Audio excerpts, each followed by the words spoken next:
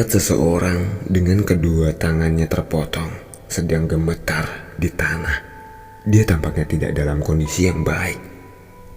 Seluruh tubuhnya dipenuhi dengan bekas luka bakar. Itu adalah tanda penyiksaan dari Chun Ye-won. Orang itu gemetar saat melihat Chun Ye-won duduk di depannya. Tubuhnya membeku, jadi tadinya dia berasumsi bahwa dia sudah mati. Karena tubuhnya telah direnovasi, ada perangkat penghancur diri yang ditanam di otaknya. Jika dia tertangkap oleh musuh, maka seharusnya tubuhnya akan meledak secara otomatis. Tetapi mengapa dia masih hidup sekarang? Dia mendapat jawabannya dari melihat potongan-potongan logam tampaknya merupakan bagian-bagian dari detonator berserakan di lantai. Itulah sebabnya tubuhnya tidak meledak walaupun dia telah disiksa. Chun Ye-won telah melepaskan alat peledak dalam tubuhnya. Katakan di mana markas kelompokmu berada. Aku benar-benar tidak tahu.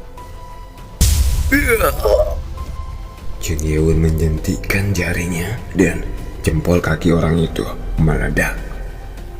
Orang itu sudah mengalami rasa sakit seperti ini selama 1 jam.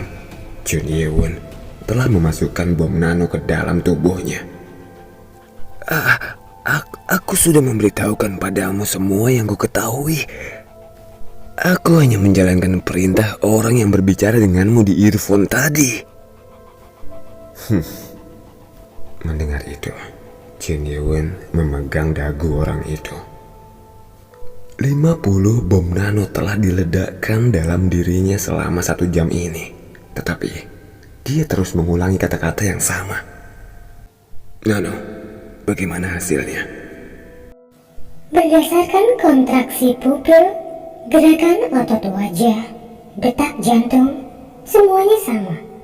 Peluang berbohong kurang dari 5%. Chun Ye-won menghela nafas kecewa. Jelas, organisasi ini sangat teliti dalam menyebarkan informasi.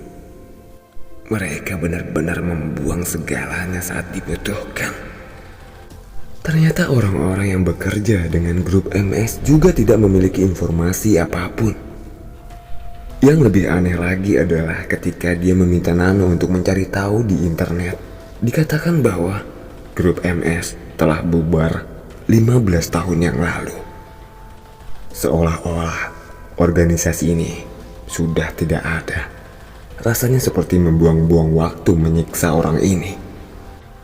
Jika aku ingin mengetahui informasi, maka aku harus menangkap orang dengan posisi yang lebih tinggi darinya.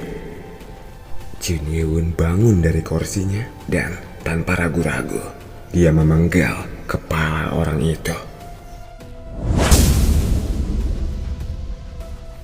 Tubuhnya langsung mengerang di tanah. Lagi pula jika orang ini telah ditinggalkan, maka pasti grup MS akan memblokir semua jaringan yang bisa digunakan orang ini untuk menghubungi mereka kembali. Hyobong. Waduh.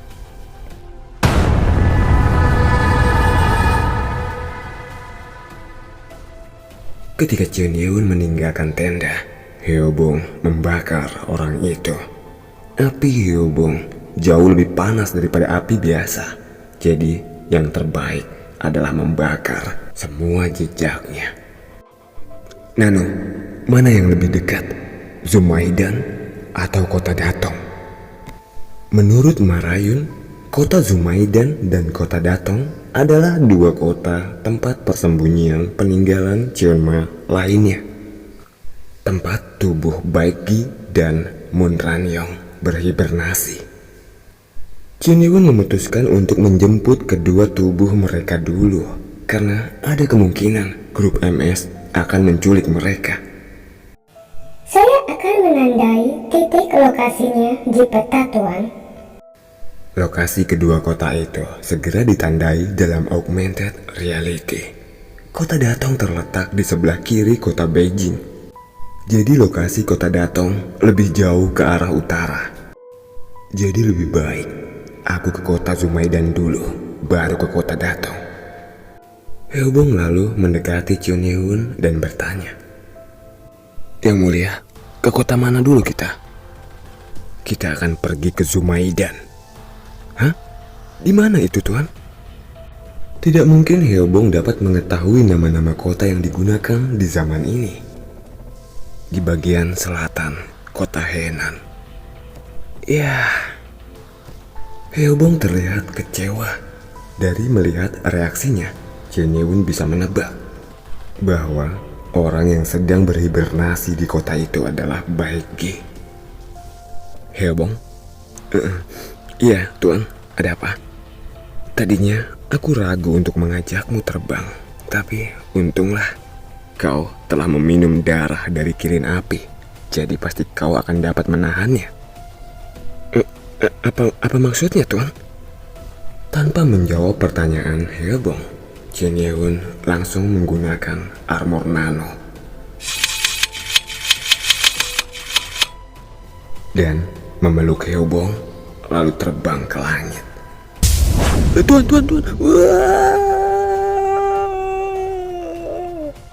Chun Ye-un melintasi langit dengan sangat cepat. Karena kecepatannya itu, tubuh Heobong terkoyak, kulit-kulitnya terkelupas. Untunglah dia telah minum darah dari Flame Kilin, jadi tubuhnya segera beregenerasi kembali. Jika tidak, Heobong pasti sudah mati. Chun Ye-un mendengar dari Marayun bahwa kota Zumaidan berada di luar tembok pertahanan. Biasanya area di luar tembok pertahanan dipenuhi dengan kabut beracun. Udara di sana tercemar. Orang biasa akan kesulitan untuk mencapai tempat itu, tapi tidak masalah bagi Chun Ye-un. Tapi tidak mereka duga. Saat mereka tiba di koordinat yang disebutkan oleh Marayun, mereka terlihat tegang. Kota sudah tidak ada lagi, padahal mereka sudah berada tepat di titik koordinat. Area itu sudah benar-benar hancur, sepertinya seluruh kota telah dibom. Marayun mengatakan ada gua bawah tanah yang besar di dekat waduk ini. Tapi di sana tidak ada gua. Hanya ada lubang besar yang terbentuk setelah ledakan. Jika ada sesuatu yang aneh, itu adalah lubang besar di tanah yang sepertinya dibuat untuk mengeluarkan sesuatu. "Tuan, apa yang terjadi dengan Baekge?" Ekspresi Heobong panik. Tidak ada yang dapat mengetahui apa yang terjadi ketika seseorang berhibernasi di dalam pegunungan untuk waktu yang lama. Karena masalahnya tidak dapat diselesaikan hanya dengan membuat kesimpulan, Chun Ye-un meminta Nano untuk menyelidiki area tersebut. Nano mampu mendeteksi ultrasound dan analisis lipid. Lalu suara Nano bergema di benak Chun Ye-un. Berdasarkan hasil deteksi ultrasound, tidak ada area ditemukan. Apa yang diyakini sebagai gua bawah tanah tampaknya telah tenggelam karena ledakan. Jika kita menggali di sini, akankah kita menemukan sesuatu? Tidak terdeteksi makhluk hidup di sekitar sini, Tuan. Lalu, gambar di bawah tanah ditunjukkan oleh Nano kepada Chun Ye-un dalam augmented reality. Seperti yang dikatakan Nano, bahkan tidak ada sisa-sisa manusia yang dapat ditemukan. Sebenarnya, apa yang terjadi di sini? Berdasarkan hasil analisis bentuk dan geologi tanah, ditemukan jejak aliran lava. Apa? Terdapat lahar di sana. Ini berarti magma yang dikeluarkan ke permukaan. Lahar panas merupakan fenomena yang biasanya muncul saat gunung berapi meletus. Ini aneh. Sisi barat kota Zumaidan adalah daerah perbukitan, jelas bukan daerah vulkanik. Itu semua adalah analisis Nano, tapi rasanya sulit dipercaya. Lalu Nano menambahkan informasinya. Menurut analisis, magma itu bukan dari bumi. Maksudnya? Ini adalah lava yang keluar dari gate, Tuan. Kemungkinan besar lava keluar dari gate. Ada 3 bentuk portal gate. Salah satunya adalah jenis bencana. Ini kadang-kadang terjadi dan lebih dahsyat daripada bencana alam di bumi. Apakah mungkin Baggy tersapu oleh lava ketika dia sedang berhibernasi? Jun Yeun menatap lava itu. Namun, lubang di koordinat tersembunyi di mana Baggy seharusnya berhibernasi menunjukkan tanda-tanda bekas ledakan. Ada sebuah ledakan yang tampaknya telah menyingkirkan lava. Seharusnya lava mengalir ke lubang itu. Lubang itu sengaja dibuat. Sepertinya itu adalah buatan manusia. Jadi dia menyimpulkan bahwa tempat Baggy sedang berhibernasi terperangkap di dalam lubang itu.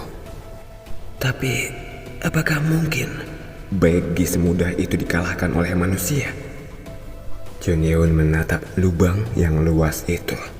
Jika dia benar-benar mati di sini karena ledakan, maka penantian Baggy untuk Lordnya akan sia-sia. Jun Yeun geram. Dia mengepalkan tinjunya. Lalu tiba-tiba Heobong berpendapat, "Tuan, apakah mungkin ada seseorang yang mencari darah dari penyu naga?" "Apa?" Jun Yeun mengerutkan kening mendengar kata-kata Heobong. Heobong tidak menyadarinya saat ini, jadi dia hanya menebak apa yang dia pikirkan. Ada botol darah penyu naga di tempat Baggy hibernasi, Tuan. Di tempat Heobong berhibernasi, ada botol berisi darah Flame Kilin. Berarti di tempat Baggy berhibernasi juga ada darah dari penyu naga. Kami menyimpan itu untuk berjaga-jaga. Jika kami terbangun dari hibernasi dan tidak dapat pulih, kami akan meminum itu, Tuan. Itu darah untuk bekal mereka. Setelah Jun Yeun menghilang, orang-orang sekte iblis mempelajari darah binatang roh. Salah satu hal yang mereka temukan adalah bahwa bahkan tubuh terpotong dari orang yang dapat menyerap darah dari binatang roh akan kembali regenerasi kembali. Darah binatang roh untuk memulihkan mereka dari hibernasi. Untuk Heobong dan yang lainnya yang memutuskan untuk berhibernasi, itu adalah minuman pemulihan. Tetapi untuk orang murim lainnya, itu adalah ramuan dari surga.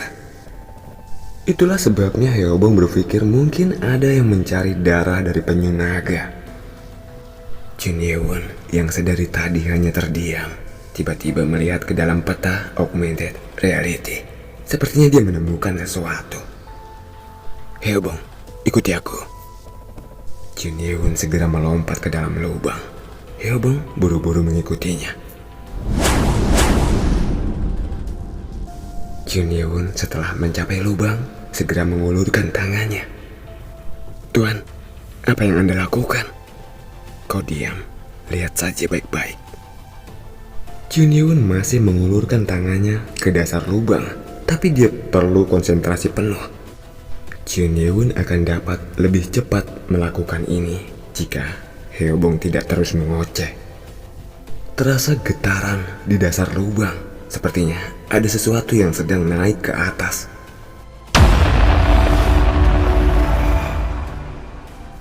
Sesuatu muncul ke permukaan. Bukankah itu sebuah altar? Heobong mengenali benda yang keluar itu. Itu adalah altar yang sama yang ditempatkan Heobong selama hibernasi. Sebuah peti yang terbuat dari batu safir. Altar Baggy tidak hancur. Iya, altarnya dalam kondisi yang baik. Tetapi di sini tidak ada tanda-tanda Baggy dan botolnya. Apa? Mata Heobong melebar. Saat itulah dia mengerti mengapa Jun Yeun melakukan semua ini. Jika semuanya hancur, tetapi altarnya masih ada dan tidak tergores, maka itu berarti Baggy sedang berada di tempat lain. Apakah mungkin Baigi sudah terbangun, Tuan? Tentang itu, aku tidak tahu pastinya. Yang dapat mereka ketahui hanyalah bahwa Baigi tidak terluka dalam ledakan itu. Tapi Junyewon tidak yakin apakah Baigi terbangun dengan sendirinya atau bahkan diculik oleh orang lain. Tidak ada jejak di dalam altar yang bisa memberikan jawaban. Pada saat itu, tiba-tiba Junyewon menyadari di dalam altar ada terpotong sebagian. Dilihat dari dekat, sepertinya itu adalah potongan buatan manusia. Itu bukanlah potongan yang terbuat dari pedang, tapi potongan yang tidak beraturan. Jika dilihat dari bentuk potongannya, berarti Junyewon mencoba menganalisa sesuatu. Junyewon mengangkat tangannya dan sebuah pedang energi muncul. Batu safir akan sangat mudah dipotong menggunakan pedang energi, tapi Junyewon menggunakan cara lain. Pedang itu dibuat bergetar. Pedang energi itu meniru pedang ultra getar. Lalu Junyewon mendekatkannya ke altar, membuat safir itu terbelah dua. Junyewon menarik kembali pedangnya dan melihat bagian yang terpotong di altar. Tuan, bekas potongannya sama. Bagaimana Anda melakukan ini, Tuan? Bekas potongan dari pedang energi ultra getar sama. Ini artinya Junyewon tahu siapa yang melakukannya. Jadi, mereka lagi yang melakukannya. Teknologi ultra getar masih belum beredar di zaman ini. Di zaman ini hanya ada satu kelompok yang memiliki teknologi pedang ultra getar. Grup MS. Grup MS? Apa itu, Tuan? Merekalah yang menculik tubuh hibernasi Baigi. Junyewon benar-benar yakin bahwa mereka yang melakukan hal ini. Berani sekali mereka. Yang mulia, ayo temukan mereka segera dan hukum mereka. Ayo, bawa kembali Baigi kepada kita. Heobong terlihat sangat marah. Rasanya seperti Heobong ingin menghancurkan mereka semua. Tapi Junyewon menggelengkan kepalanya. Kenapa, Tuan? Tanpa Baigi, Anda mungkin tidak dapat kembali ke zaman kita. Baigi memiliki salah satu dari 3 kode Tekise. Heobong mengkhawatirkan Baigi, tetapi lebih mengkhawatirkan lagi bagi Junyewon jika dia tidak bisa kembali. Heobong, tenanglah. Bagaimana aku bisa tenang? Tanpa Baigi, Anda tidak bisa kembali ke zaman kita, Tuan.